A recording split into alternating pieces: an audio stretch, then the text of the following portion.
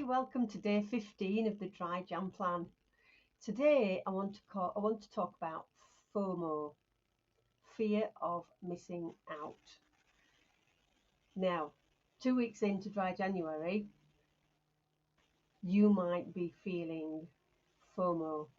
You might be going out socializing, looking at your friends, family members drinking, and really getting irritated and annoyed that you can't have, because you've put, you've put your trust in Dry January.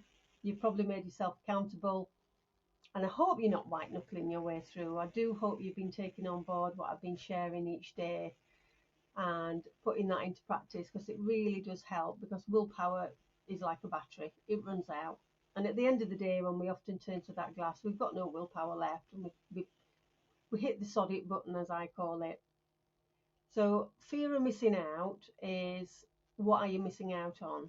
So you see your friends, you see your family members drinking, and that's really irritating because it's something that you want.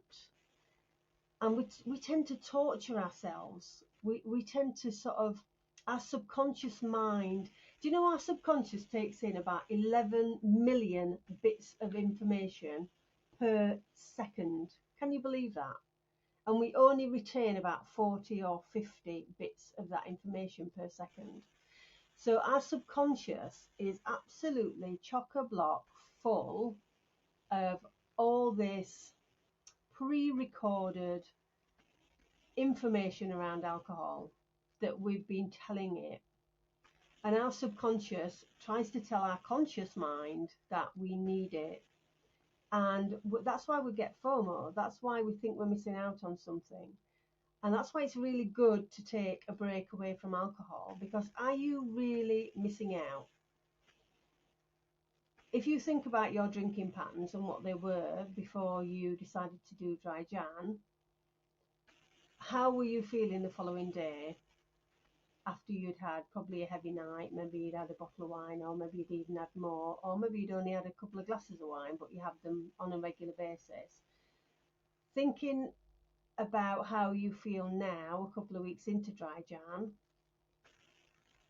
take time to think back to what your mornings were like, what your sleep was like, what your mood was like, what your relationships were like. And it's just taking that time to think what's improved. So it's not about the fear of missing out, it's what you've gained already in 2 weeks, which is a lot if you think about it. If you want to take time to write down, all the pros and cons around drinking, what were the pros around drinking? The pros maybe for me were, I got that 20-minute buzz, and that was the only pro for me. Was it just switched me off for a short time, but then I couldn't just have one, so I'd have another and another and another, and then I'd feel absolutely awful, and I wouldn't get a good night's sleep. I feel really tired the next day. I'd be hungover. So the only pro for drinking for me was that 20 minutes of, thank goodness, the day's over.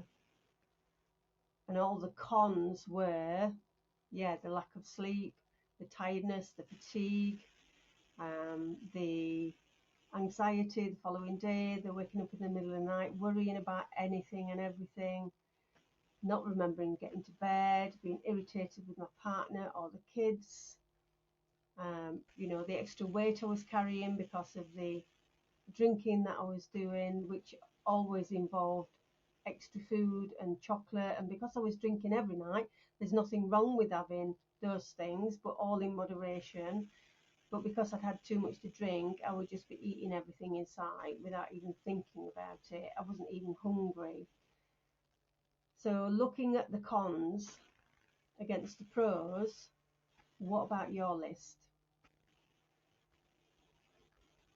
Take this time while you are not drinking, or even if you have started drinking and you've cut back a lot, during January, just look at the positives on how you're feeling, and especially if you're menopausal, which I did on day 14. Look at all the, have your symptoms improved? How are you feeling mood wise?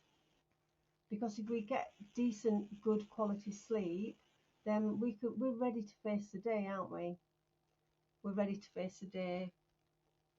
So I just want this episode really to be on you halfway through dry January, just reflecting on how you're feeling, how you look, what's your skin like, what are your eyes like,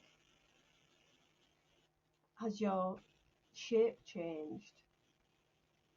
And again, relationships is a big thing for me. Not getting so irritated with those around me after I've been drinking, or getting really emotional and crying over something that I couldn't control, couldn't fix. So that's me today. I just want you to reflect and see where you are and write down those pros and cons of drinking. You take care, and I'll catch you tomorrow. Bye.